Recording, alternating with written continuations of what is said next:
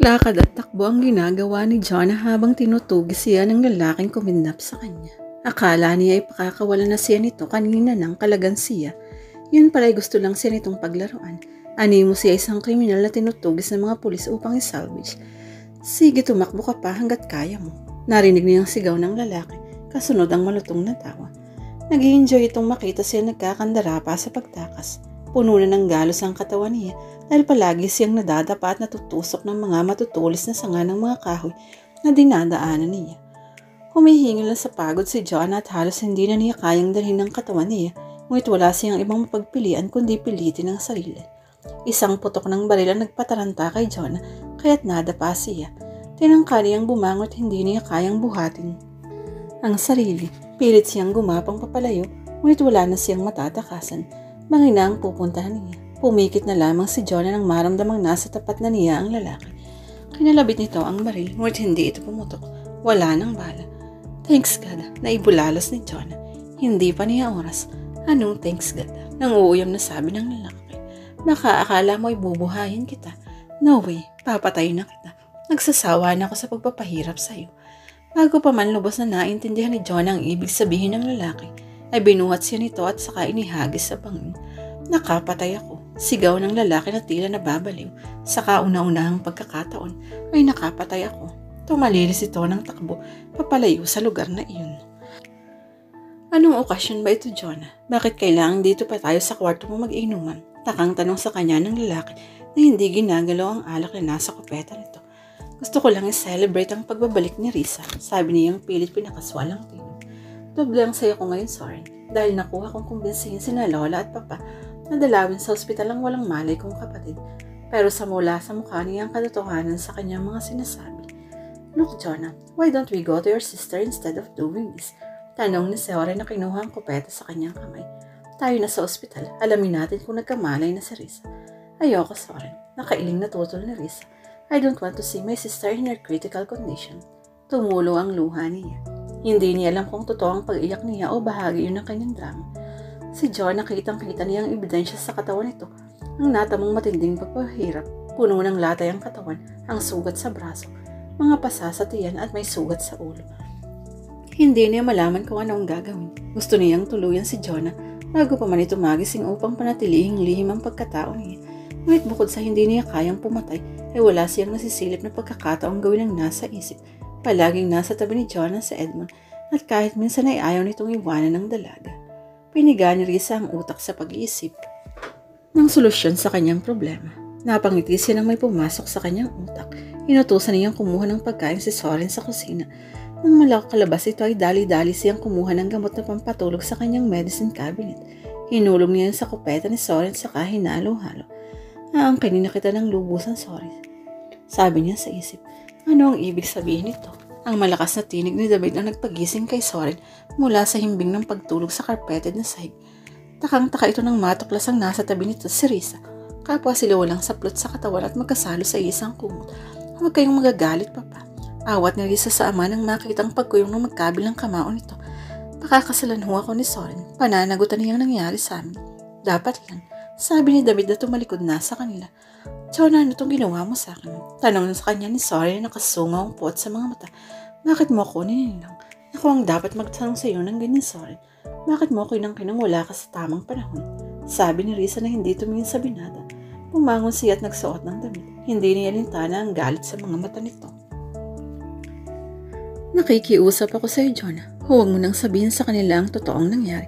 Hayaan mong matikman ng kapatid mo ang kaligayang hindi niya naranasan sa loob ng napakahabang panahon. Sabi sa kanya ng babaeng nakasuot ng puting damit. Kilala niya ang babae. Ito ang mama niya. Hindi niya malilimutan ang mukha nito dahil nakasabit sa kwarto niya ang portrait nito at araw-araw niyang nakikita. Pero paano naman ako, Mama? Hindi ko kayang akuin ang kasalanan ginawa ni Risa. Wika ni John ang nahihirapan ng kalooban. Kapag nalaman ng ama ng batang nasagasaan ni Risa na buhay pa ako, ay tiyak na hindi niya ako titigilan. Papatayin niya ako, Mama. Mas mabuti pang ikaw ang mapatay niya, huwag lamang si Risa, anak. Sabi ng mama niya na nangilid ang luha sa mga mata. Mama, bakit gusto mo akong magbayad sa kasalanan ng kapatid ko? Ngunit hindi na siya sinagot ng ina. Naglaho na ito sa dilim. Mama, Risa, salamat at nagkamalay ka na. Ang nakangiting mukha ni Edmund ang nakita ni Jonah nang magdilat siya ng mga mata. Nananaginip lang pala siya. Kinapa ni Jonah ang sarili. Ang gaan-gaan ng pakiramdam niya para siyang papel. Napapikit siya nang maalala ang mga pagpapahirap na ginawa sa kanya ng lalaking pinagkasalanan ni Risa. Ang pagpalo nito ng sinun sa kanyang katawan, ang paghiwa nito ng blade sa kanyang braso, ang pagpukpok nito sa kanyang ulo, at higit sa lahat ay ang ginawa nitong paghulog sa kanya sa bangin. Nakala niya ay katapusan na niya. Salamat na lamang at sumabit siya sa isang tuod. Kasunod na hindi na niya alam ang sumunod na nangyari. Mahigit 1 buwan kang walang malay, Risa. Akala ko hindi ka na magigising pa. Sabi ni Edmund na pinaghalikan siya sa kamay. May ingat na binawi ni Jonah ang kamay sa lalaki. Bumuka ang kanyang bibig upang sabihing hindi siya si Risa. Ngunit hindi niya ituloy nang maalala ang sinabi ng kanyang ina sa kanyang panaginip. Bumukas ang pintuan ng pribadong silid na kinaroroonan nila at iniluwasin na David at Doña Josefa. Mabuti at nagkamalay ka na, sabi ng kanyang ama nang lumapit sa kanya. Pinukulan siya ito ng masamang tingin. Suminyas ito kay Edmund upang palabasin ang binata. Nasaan ang perang ninakaw mo sa akin? Tanong nitong naggalawan ng mga masa sa mga. Hindi malaman ni Jonah kung anong gagawin at sasabihin. Wala siyang salitang makapa sa isip. Huwag mo muna siyang kausapin iyo. Saway ni Doña Josefa sa anak. Pinukulan siya ito ng masamang titig. Matulog ka itli at pagkising mo tiyakin mong maganda ang magiging sagot mo sa iyong ama. Lola, sambit ni Jonah na baka sa tinig ang pananabik sa abuela. Gusto niya itong yakapit at halikan. Mahal na mahal siya nito. Nung maliit pa siya ay madalas nitong dinadala sa iba't ibang bansa upang ipasyal. Nagkaroon lang ng gap ang kanilang pagitan nang dumating si Risa. Nagtatampo ang abuela sa kanya dahil ayaw niyang makasinig sa sinasabi nitong huwag pag-ukulan ng pansin ng kapatid. Isa pang labis na ikinasasama ng loob nito'y ang pamimilit niyang patirahin sa mansyon si Risa. Kailan ka pa natutong tumawag sa aking lola? Pauyam na tanong ni Doña Josefa. Dahil kung tawagan ito ni Risa ay lumalagapak na Doña Josefa lang. Lola, huwag ho kayong magalit sa akin. Sabi ni Jonah na gustong maiyak sa sama ng loob. Umismid lang ang abuela. Kung noon ay galit na galit ako sa iyo, ay mas lalo na ngayong gumawa ka ng isang malaking kasalanan. Magnanakaw ka, manak ka sa ama mo. Mama, huwag. Huli na para pigilin ni David ang bibig ng ina. Panahon na para malaman niya kung ano ang tunay niyang pagkatao. Sabi ni Doña Josefa na inlapit sa kanyang muka. Anak ka ng isang rapist at magnanakaw. Hindi ka namin kadugo. Iyan ang dahilan kung bakit hindi ka namin magawang mahalin kahit anumang pagpipilit ang aming gawin. Napatanga si Jonah sa narinig. Hindi siya nakapagsalita. Tama ang kasabihan kung anong puno ay siring ng bunga. Katulad mo, kahit itinago namin ang tunay mong pagkatao, ay lumalabas talagang tunay mong kulay.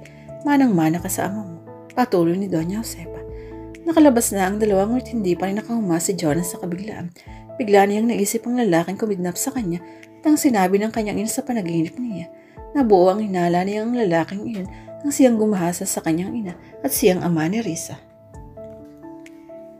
Nang muling magbalik sina David at Doña Josefa ay pinilit na ng mga ito si Jonah na sabihin kung nasa ang 5 milyong piso. Walang masabi ang dalaga kaya't pinagbantaan siya ng mga ito. Babalik ako uli bukas at kapag hindi mo pa rin sinabi kung saan mo nilagay ang pera ay papakulong kita. Wala na akong pakialam may iskandalo man ang pamilya natin. Sabi ni David na nagtagis ang bagang sa galit. Papa, kahit patayin niyo kay wala akong alam sa mga sinasabi ninyo. Umiiyak na paliwanag ni Jonah. Huwag mo na akong tawagin papa dahil hindi kita anak. Wika ni David na tinabig ang kanyang kamay ng tangkay niya itong hawakan. Ako ang anak ninyo papa. Ako si Jonah. Pagtatapat niya. Hindi na niya kayang maglihim sa ama. Nasiraan ka na yata ng ulo. Sabi ni Doña Josefa na nagpapailing sa galit. Ang mabuti pa iho ay padala lang natin ang babae ito sa mental hospital. So, nito. Nag-hysterical si Jonah sa narinig. Hindi sira ang ulo. Nagsasabi ako ng totoo. Ako si Jonah. Si Risa ang may kagawan kung bakit nagkapalit kami ng mukha. Narinig mo iho. Talagang nasisiraan na ito ng ulo. Hindi yan nasisiraan ng ulo, mama. Umaarte lang yan. Yan ba naman ang paniniwalaan natin? Haslar yan sa paggawa ng kung ano-anong kalulukuhan. Mano yan sa ama niya. Nagtagis ang mga bagang ni David habang nagsasalita. Tinawag ng lalaki si Edmund. Pwede na ba namin ilabas ang pasyente? Pwede na ho pero kailangan may private nurse na magbabatay sa kanya. If you agree, I personally recommend myself to take care of her at your home. Saglit na pinag-aralan ni David ang mukha ni Edmund. Pagkuha na yung umiling. Hindi na niya kailangan ng private nurse. She's strong enough and I'm sure she can be able to manage herself. But bakit ba mas marunong ka pa sa akin? Putol ni David sa tangkang pagprotesta ni Edmund. Pasyente namin to, kami ang masusunod ko ang gusto namin gawin. Pero Huwag mong sabihin porket boyfriend ka niya ay may karapatan ka na sa kanya. Si Doña Josefa na naman ang pumutol sa night sabihin ni Edmund. Nang araw na yun ay lumabas na ng pagamutan si John na hindi malaman ang gagawin kung paano papapaniwalain ang atong ama at lola niyang si John. Hindi bale, mamaya pag uwi ko sa bahay maghaharap kami ni Risa. Pipilitin ko siyang ipagtapat ang katotohanan, sabi ni John sa isip habang tumatakbong sasakyan pa uwi sa mansyon.